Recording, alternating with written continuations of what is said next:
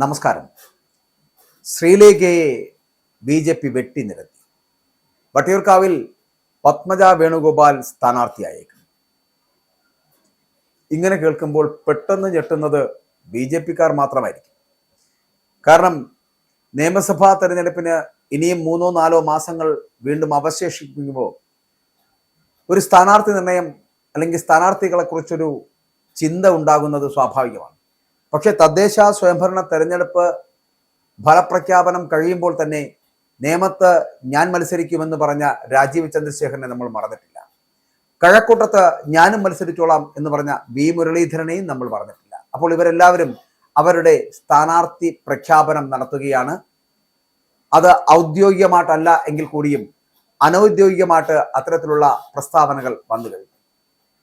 അതുകൊണ്ട് തന്നെ ബി.ജെ.പിയുടെ പാനലിസ്റ്റുകൾ, അതായത് ഈ സ്ഥാനാർത്ഥി ലിസ്റ്റുകൾ പുറത്തു വന്നു തുടങ്ങുകയാണ്. ഈ തദ്ദേശ സ്വയംഭരണ തെരഞ്ഞെടുപ്പിൽ ശ്രീലേഖയെ, നമ്മുടെ പഴയ DGP-യെ, IPS-കാരിയായിരുന്നല്ലോ, അവരെ ശാസ്തമംഗലം വാർഡ് നിർത്തി മത്സരിപ്പിച്ച് വിജയിപ്പിച്ചു. അതിന് പിന്നിൽ ശ്രീ രാജീവ് ചന്ദ്രശേഖരന്റെ കരങ്ങൾ ഉണ്ടായിരുന്നു എന്നുള്ള കാര്യത്തിൽ സംശയമില്ല. വിജയിക്കുകയും ചെയ്തു.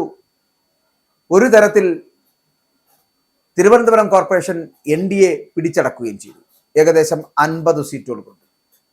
അങ്ങനെ ആ 50 സീറ്റുകൾ നേടി ഒരു അധികാരം നേടിയെടുക്കുവാൻ BJP നേതൃത്വം നൽകുന്ന NDA മുന്നണിക്ക് കഴിഞ്ഞു.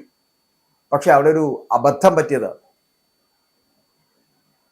ശ്രീലേഖ മനസ്സിൽ കണ്ട സ്വപ്നം കഴിഞ്ഞ കുറച്ചു കാലങ്ങളായി DGP ആയിട്ട് സർക്കാരിൻ്റെ ചോറുണ്ട് കുറെ പോലീസുകാരെയൊക്കെ വരുതിയിലാക്കി അങ്ങനെ ഭരിച്ചു പോകുന്ന ഒരു കാലഘട്ടമായിരുന്നു. അപ്പം ഇനി കുറച്ചു കാലം ജനങ്ങളെ ഒന്ന് ഭരിക്കാം എന്നുള്ള രീതിയിലായിരുന്നു ഒരു മോഹത്തോടുകൂടി, ഒരു സ്വപ്നത്തോടുകൂടി. അല്ലെങ്കിൽ ആ സ്വപ്നത്തിന് ആക്കം കൂട്ടിയത് രാജീവ് ചന്ദ്രശേഖരന്റെ ചില വാഗ്ദാനങ്ങളുമായിരിക്കാം. എന്തായാലും അത്തരത്തിൽ തിരുവനന്തപുരത്തിന്റെ മേയറാകാൻ രണ്ടും ഇറങ്ങിത്തിരിച്ച ശ്രീലേഖയ്ക്ക് പക്ഷേ അത് ആകാൻ കഴിഞ്ഞില്ല. അവിടെ വി മുരളീധരനെ പോലുള്ള RSSകാരുടെയൊക്കെ വലിയ പിന്തുണ VV രാജേഷിന് ലഭിച്ചപ്പോൾ VV രാജേഷ് തിരുവനന്തപുരം കോർപ്പറേഷന്റെ മേയറായി. നയിക്കട്ടെ VV രാജേഷ്. പക്ഷെ അവിടെ ചില പ്രതിസന്ധികൾ ആ മേയറുടെ തിരഞ്ഞെടുപ്പുമായി ബന്ധപ്പെട്ടു വരുന്ന ദിവസങ്ങളിൽ ശ്രീലേഖയുടെ ഭാഗത്തുനിന്ന് ഉണ്ടാകുന്നത് പൊതുസമൂഹം കണ്ടതാണ്. അവരുടെ അപ്രിയം ഒക്കെ നമ്മൾ അന്നവിടെ കണ്ടതാണ്. അതുകൊണ്ട് തന്നെ ആ മേയർ തിരഞ്ഞെടുപ്പ് കഴിയുന്നതിന് തൊട്ട് മുൻപ് തന്നെ അവർ ആ ഹാള് വിട്ട് പുറത്തു പോകുന്നതും ഒക്കെ നമ്മൾ കണ്ടു. അപ്പോൾ അവരുടെ ആ പ്രവർത്തനങ്ങൾ പൊതുസമൂഹം നിരീക്ഷിച്ചത് എങ്ങനെയെന്നുള്ള തിരിച്ചറിവിന് ശേഷമാണ് VV രാജേഷിനെ അംഗീകരിക്കുവാനും മേയർ എന്ന് പറയപ്പെടുന്ന പദവിയെക്കുറിച്ചുള്ള സ്വപ്നം മാറ്റിവെക്കുവാനും ഒക്കെ ശ്രീലേഖ തയ്യാറായത്. അതുകൊണ്ട് തന്നെ ശ്രീലേഖയെ ഏതെങ്കിലും നല്ലൊരു പദവിയിലേക്ക് കൊണ്ടെത്തിക്കുവാൻ കഴിയുമെന്നുള്ള ഒരു ചിന്ത അത് രാജീവ് ചന്ദ്രശേഖരിൽ ഉണ്ടാവുകയും ശ്രീലേഖയെ അനുനയിപ്പിക്കുകയും ചെയ്തതും നമ്മൾ കണ്ടത്. അതിനുശേഷമാണ് പ്രശാന്തുമായി ബന്ധപ്പെട്ട് വരുന്ന വിഷയങ്ങൾ ചർച്ചയാക്കപ്പെടുന്നതും ശ്രീലേഖ ആ വിഷയം പൊതുസമൂഹത്തിന് മുന്നിലേക്ക് വെക്കുന്നത്.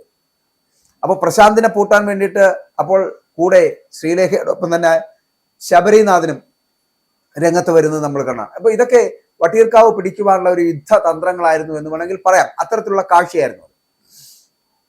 കാരണം അന്ന് ശബരിനാഥൻ മുനവച്ച ചില ചോദ്യങ്ങൾ ഈ പ്രശാന്ത് ബ്രോയുടെ കോട്ട തകർക്കുവാനുള്ള രീതിയിലുള്ള ചോദ്യങ്ങൾ ചോദിക്കുകയും BJPയുടെ A ക്ലാസ് മണ്ഡലത്തിൽ ഈ ശ്രീലേഖ BJP സ്ഥാനാർത്ഥിയാകുമായിരിക്കും എന്നുള്ള ചിന്തകളൊക്കെ ഉണ്ടാക്കുന്ന തരത്തിലേക്കൊക്കെ ആ വിവാദം എത്തപ്പെടുകയും ചെയ്തു. അത് ഓഫീസ് റൂമുമായി ബന്ധപ്പെട്ട് വരുന്ന ആ വിവാദമാണ്. അതങ്ങനെ വലിയ ചർച്ചയാക്കപ്പെടുകയും ചെയ്തു. അത് തന്നെയാണ് ഇപ്പോൾ വട്ടിയൂർക്കാവ് മണ്ഡലത്തിൽ വലിയൊരു ത്രികോണ പോരിന് കളമൊരുക്കിയതും അത് തന്നെയാണ്. പക്ഷെ ആ വിവാദങ്ങൾ അവിടെ നിൽക്കുമ്പോഴും ശ്രീലേഖയ്ക്ക് ഏതെങ്കിലും തരത്തിലുള്ള അധികാര സ്ഥാനങ്ങളിലേക്ക് എത്താൻ കഴിയുമോ എന്ന് പലപ്പോഴും അവർ ചിന്തിക്കുന്നുണ്ടായിരുന്നു. അതിന് ചില വാഗ്ദാനങ്ങൾ ഇപ്പോഴും രാജീവ് ചന്ദ്രശേഖരന്റെ ഭാഗത്ത് നിന്ന് ഉണ്ടായിട്ടുണ്ട്. അതുകൊണ്ട് തന്നെയാണ് ഇപ്പോൾ ഒരു അനുനയത്തിന്റെ പാത സ്വീകരിച്ച് ഈ വട്ടിയൂർക്കാവ് MLA-യുടെ ഓഫീസുമായി ബന്ധപ്പെട്ട് നിൽക്കുന്ന തർക്കമൊക്കെ വരുത്തി അങ്ങനെ മുന്നോട്ട് പോയിക്കൊണ്ടിരിക്കുന്നത്. പക്ഷെ ഈ തർക്കം എന്ന് പറയപ്പെടുന്ന വരാനിരിക്കുന്ന നിയമസഭാ തെരഞ്ഞെടുപ്പിനുള്ള രാഷ്ട്രീയ പോരാട്ടത്തിന്റെ സൂചനയാണ് എന്ന് പറയേണ്ടിയിരിക്കുന്നു. VK പ്രശാന്ത് MLA-യുടെ ഓഫീസിനെ ചൊല്ലി BJP കൗൺസിലർ R ശ്രീലേഖയും കോൺഗ്രസിന്റെ നേതാവ് KS ശബരിനാഥനും ഒക്കെ രംഗത്ത് വന്നതോടുകൂടി വട്ടിയൂർക്കാവിലെ രാഷ്ട്രീയ ചിത്രം എന്ന് പറയപ്പെടുന്ന സജീവമായിരിക്കും. നഗരസഭാ തെരഞ്ഞെടുപ്പിന് തൊട്ടു പിന്നാലെയാണ് ഈ MLA ഓഫീസുമായി ബന്ധപ്പെട്ട് വന്ന വിവാദമൊക്കെ ആരംഭിച്ചതുപോലെ കോർപ്പറേഷൻ ഉടമസ്ഥതയിലുള്ള ശാസ്തമംഗലത്തെ കെട്ടിടത്തിൽ പ്രവർത്തിക്കുന്ന VK പ്രശാന്ത് MLAയുടെ ഓഫീസ് ഒഴിയണമെന്ന് ആവശ്യപ്പെട്ട് മുൻ DGPയും BJP കൗൺസിലറുമായിട്ട് R ശ്രീലേഖ രംഗത്തെത്തിയതാണ് ഈ വിവാദങ്ങൾക്കൊക്കെ തുടക്കമായത്. അപ്പോൾ ഇതിനു പിന്നാലെ കവടിയാർ കൗൺസിലറും മുൻ MLAയുമായിട്ടുള്ള K ശബരിനാഥൻ പ്രശാന്തിനെ വിമർശിച്ചു കൊണ്ടുവരുന്നത് നമ്മൾ കണ്ടു. MLA ഹോസ്റ്റലിൽ മുറിയുള്ളപ്പോൾ എന്തിനാണ് കോർപ്പറേഷൻ കെട്ടിടം വാടകയ്ക്ക് അടുത്ത് ഓഫീസ് പ്രവർത്തിക്കുന്നത് എന്നുള്ള ശബരിനാഥന്റെ കുറിക്കുകൊള്ളുന്ന പ്രധാന ചോദ്യം അത് വലിയ ചർച്ച ചെയ്യപ്പെടുകയും ചെയ്തു. അങ്ങനെ തനിക്കെതിരെയുള്ള നീക്കം വട്ടിയൂർക്കാവ് തിരിച്ചുപിടിക്കുവാനുള്ള പദ്ധതിയുടെ ഭാഗമാണ് എന്ന് VK പ്രശാന്ത് തിരിച്ചറിയുന്നത് അവിടം തൊട്ടാണ്. അപ്പോൾ ഇതൊരു രാഷ്ട്രീയ കളിയാണ് എന്നും നിയമസഭാ തെരഞ്ഞെടുപ്പിന് തൊട്ടു മുമ്പുള്ള ഒരു ട്രയൽ റണ്ണാണ് നടന്നുകൊണ്ടിരിക്കുന്നത് എന്ന് തിരിച്ചറിയുവാൻ ഒരു ദിവസം വേണ്ടി വന്നു VK പ്രശാന്തിന്. കാരണം ഇത് BJPക്ക് വളരെ മികച്ച സ്വാധീനമുള്ള ഒരു മണ്ഡലമാണ് വട്ടിയൂർക്കാവ്. തദ്ദേശ തെരഞ്ഞെടുപ്പിൽ BJP ഇവിടെ ഒന്നാമത് എത്തുന്ന കാഴ്ചയും നമ്മൾ കണ്ടതാണ്. മണ്ഡല പുനർനിർണയത്തിന് ശേഷം 2011 കോൺഗ്രസിന്റെ കൈവശമായിരുന്നല്ലോ വട്ടിയൂർക്കാവ് നിയോജക മണ്ഡലം. അന്നത്തെ തിരുവനന്തപുരം മേയറായിരുന്ന VK പ്രശാന്തിലൂടെയാണ് CPM ഇത് തിരിച്ചു പിടിക്കുന്നത്. 3ാം സ്ഥാനത്ത് നിന്ന് 14,000-ലധികം വോട്ടുകളുടെ ഭൂരിപക്ഷത്തിൽ പ്രശാന്ത് വിജയം നേടി. 2021 പൊതു തെരഞ്ഞെടുപ്പിൽ അദ്ദേഹത്തിന്റെ ഭൂരിപക്ഷം 20,000 കവിഞ്ഞപ്പോൾ കോൺഗ്രസ് ആണ് ഇവിടെ 3ാം സ്ഥാനത്തേക്ക് പിന്തള്ളപ്പെട്ടു പോയത്. അങ്ങനെ നിലവിലെ വിവാദം ജനപ്രിയനായിട്ടുള്ള പ്രശാന്തിന്റെ പ്രതിച്ഛായയ്ക്ക് കോട്ടം വരുത്തിയെന്നും മികച്ച സ്ഥാനാർത്ഥിയെ അവതരിപ്പിച്ചുവാൽ ഈ മണ്ഡലം തിരിച്ചു പിടിക്കാമെന്ന് കോൺഗ്രസ് നേതൃത്വം അടക്കം കണക്കുകൂട്ടുകയും ചെയ്തു. അപ്പോൾ മണ്ഡലത്തിലേക്ക് കോൺഗ്രസിന്റെ ജില്ലാ നേതൃത്വം പ്രധാനമായിട്ടും 2 പേരുകളാണ് പരിഗണിക്കുന്നത്. ഒന്ന് മുൻ MLA ആയിട്ടുള്ള K മുരളീധരൻ, അദ്ദേഹത്തിനാണ് പ്രഥമ പരിഗണന. തിരഞ്ഞെടുപ്പിൽ മത്സരിക്കുന്നില്ല എന്നും പാർട്ടി തീരുമാനം അംഗീകരിക്കുമെന്നും അദ്ദേഹം നേരത്തെ തന്നെ പ്രഖ്യാപിച്ചിരുന്നതാണ്.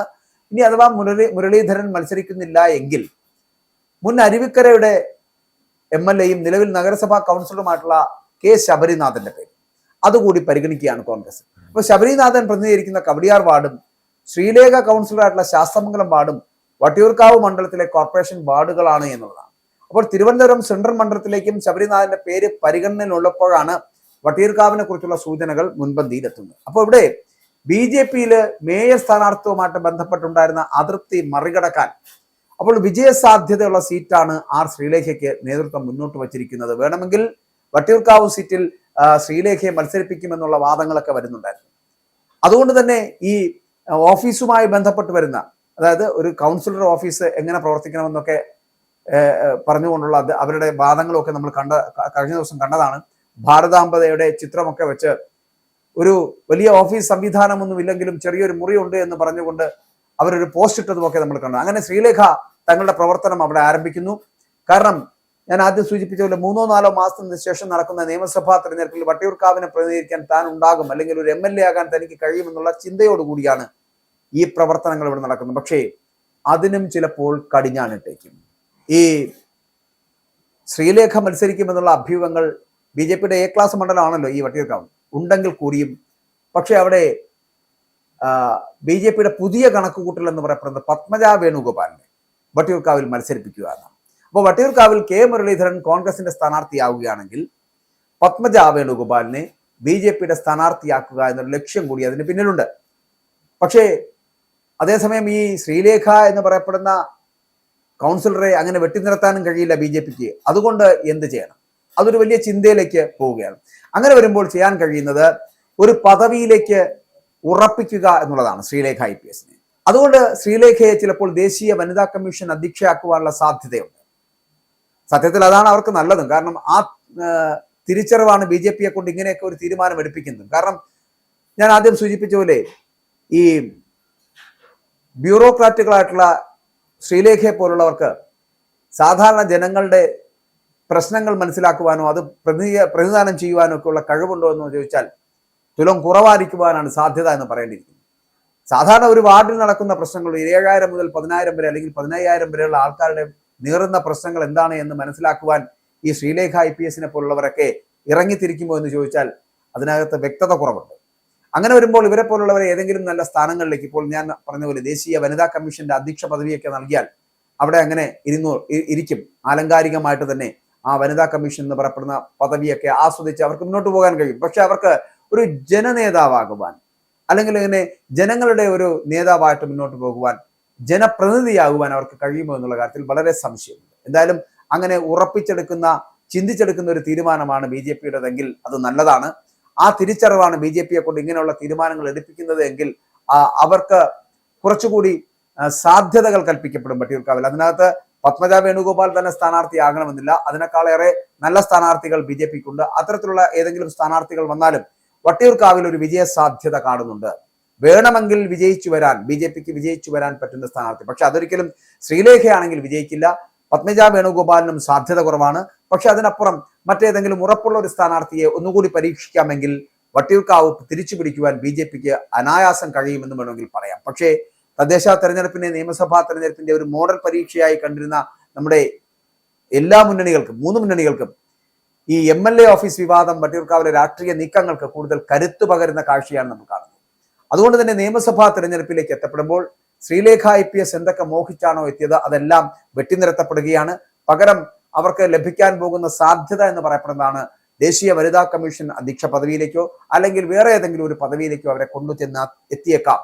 അതാണ് അവർക്ക് നല്ലത് എന്നുള്ളതാണ്. പകരം വട്ടിയൂർക്കാവിൽ മത്സരിക്കാൻ പോകുന്നത് പത്മജ വേണുഗോപാലോ അല്ലെങ്കിൽ മറ്റേതെങ്കിലും മുതിർന്ന BJP നേതാക്കളോ ആയിരിക്കും എന്നുള്ള കാര്യത്തിൽ സംശയം.